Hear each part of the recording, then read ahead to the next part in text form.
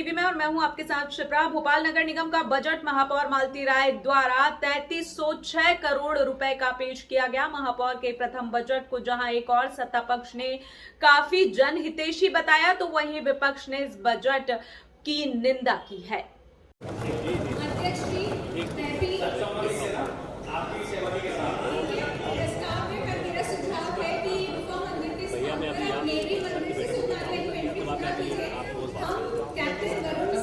के साथ है और उनका सम्मान करते हैं।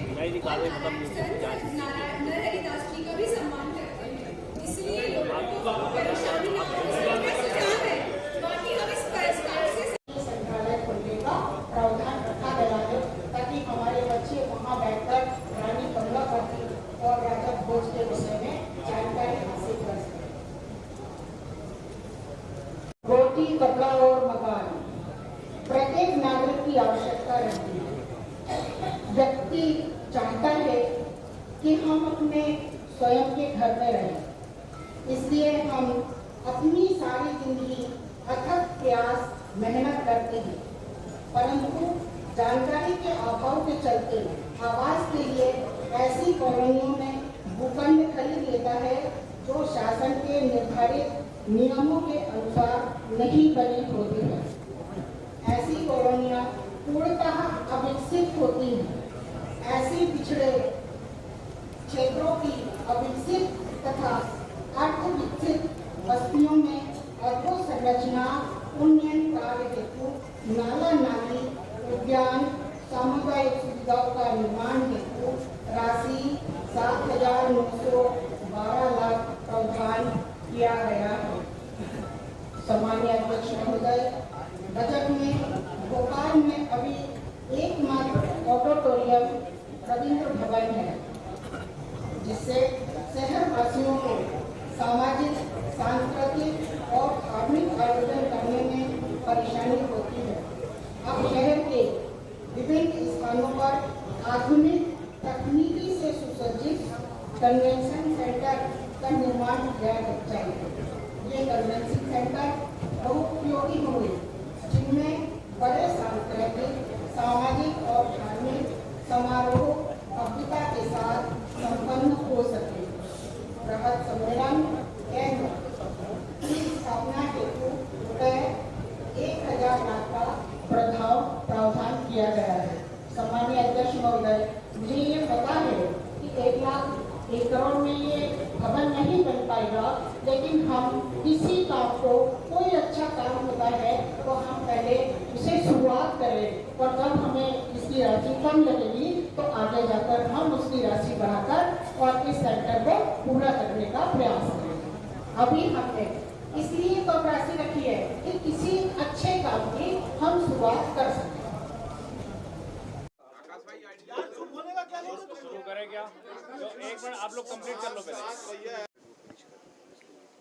8,252 लाख रुपए लगभग ये घाटा आने। बिल्कुल घाटे का बजट है और अभी इन्होंने 176 करोड़ रुपए फिर ये लोन लेने जा रहे हैं, तो ये कैसे घाटे का बजट आज आप खुद पेश कर रहे हैं और फिर इतना सारा लोन ले रहे हैं दो प्रोजेक्ट के अंदर, सौर ऊर्जा के अंदर और पवन वाले प्रोजेक्ट के अंदर, तो फिर ये कैसे लोगों का काम करेंगे और कैसे लोगों का मतलब है ना ये बिजली दे पाएंगे? तो ये तो ऐसे ही हमारा चलता रहेगा और जनता के ऊपर ये सारा भारित होगा।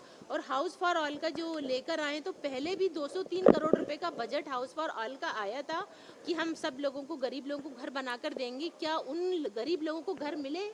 नहीं मिले किसी भी गरीब को घर।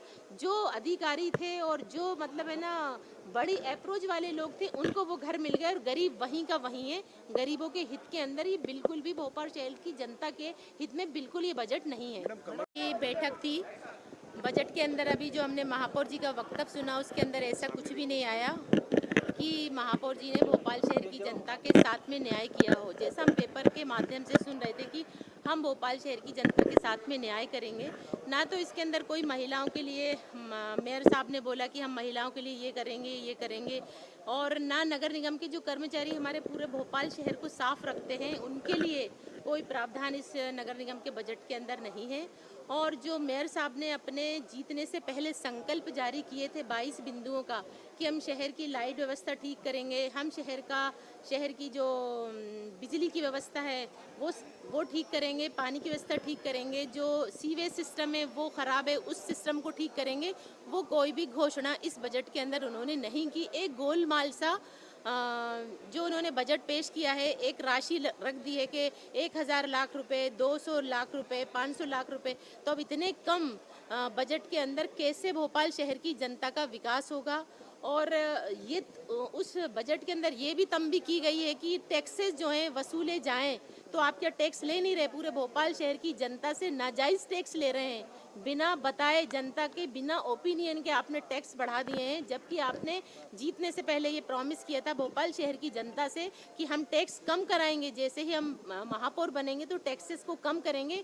टैक्सेस को कम करने की जगह और आप तंबी कर रही हैं अपने भाषण के अंदर कि आप और टैक्स वसूलें और उसके अंदर सभी का समर्थन चाहिए।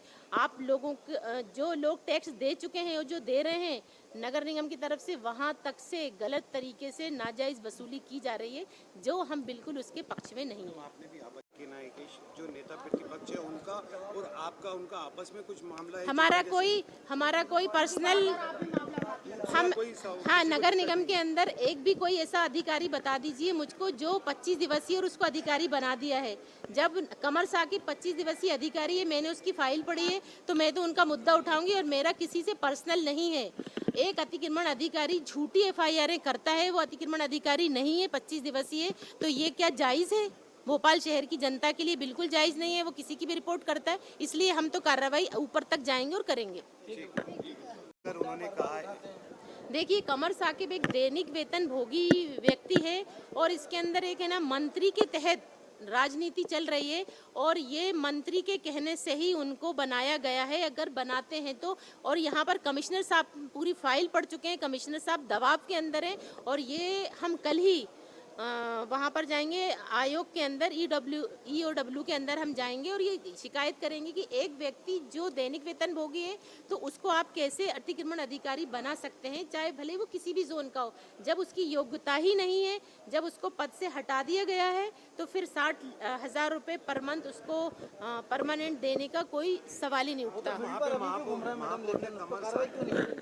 हाँ, तो ये महापौर परिषद की गलती है, मेयर इन काउंसिल की ये गलती है और ये बहुत बड़ा, इसके अंदर वो लोग भी लपेटे के अंदर आएंगे क्योंकि ये एक आर्थिक अनियमितता है नगर निगम की कि आप है ना दैनिक वेतन भोगी को अतिक्रमण अधिकारी बना रहे हैं। स्पेशली ऐसा क्या है, वो लोगों के घर तोड़ता है, इसलिए भोपाल शहर की जनता को डराने के लिए, या उसका कोई राजनीतिक मंत्री जी उसमें शामिल है, मेयर साहब शामिल है। अगर मेयर साहब ये गलत तरीके से परिषद चलाना चाहती हैं, भोपाल की नगर निगम चलाना चाहती हैं, तो ये उनका कार्य क्षेत्र नहीं है और उनको इन सब चीज़ों से दूर रखना चाहिए। वो तो भ्रष्टाचार दूर करने आई हैं कि नगर निगम में और भ्रष्टाचार करवा रही हैं। कमर साकिब को देखिए, BRTS कॉरिडोर निश्चित रूप से मैंने आज जब ये चर्चा का विषय बना और उस समय चूँकि हम सब भोपालवासी इस बात को ठीक से अच्छे से जानते हैं कि BRTS कॉरिडोर बनाने के पीछे का मकसद जो ट्रैफिक है वो ट्रैफिक स्मूथ चले और बसें,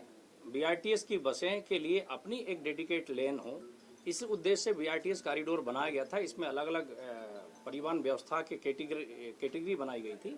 पर आज ये बात सही है कि भोपाल शहर में आम चर्चा का विषय ये है कि BRTS कॉरिडोर के कारण ट्रैफिक में प्रॉब्लम हो रही है। तो इसलिए मैंने आसंदी से इस बात के निर्देश दिए कि इसका ठीक ढंग से अध्ययन होना चाहिए और अध्ययन होने के बाद हमें किसी निष्कर्ष पर निकलना चाहिए कि BRTS कॉरिडोर की आज कितनी आवश्यकता है। इस अध्ययन रिपोर्ट के बाद महापौर जी और हम सभी लोग मिलकर इस पे कोई ठोस निर्णय ले सकेंगे आने वाले समय में। धन्यवाद। सोलर और विंड प्रोजेक्ट का पहली बार ये प्रस्ताव आया, उस समय आप सब इस बात के साक्षी हैं कि इस पर चर्चा हुई और चर्चा होने के बाद महापौर जी ने ही कहा था कि अध्यक्ष जी इसमें आप स्वयं निर्णय लेने के लिए स्वतंत्र हैं। उस समय आसंदी से मेरे द्वारा इस पर पुनर्विचार के निर्देश दिए गए थे।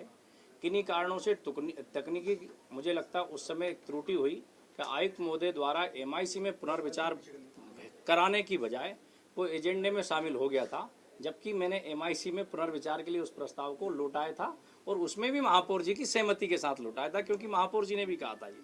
तो आज उस प्रस्ताव पर यहाँ चर्चा हुई, डिटेल डिस्कशन हुआ और डिटेल डिस्कशन के बाद पक्ष और विपक्ष से बहुत हेल्दी डिस्कशन के साथ इस प्रस्ताव पर भी सब सहमति के साथ पास हुआ है। सर, निश्चित रूप से श्रीमान कैप्टन वरुण सिंह जी के नाम से एक रोड का नामकरण का प्रस्ताव पास हुआ है। कैलाश नारायण सारंग जी के नाम से प्रस्ताव पास हुआ है। बाबूलाल गौर जी के नाम का नामकरण वाला प्रस्ताव भी पास हुआ है। ये सारे नाम भोपाल की ताज़ा खबरों के लिए हमारे YouTube चैनल को लाइक करें और सब्सक्राइब करें। धन्यवाद।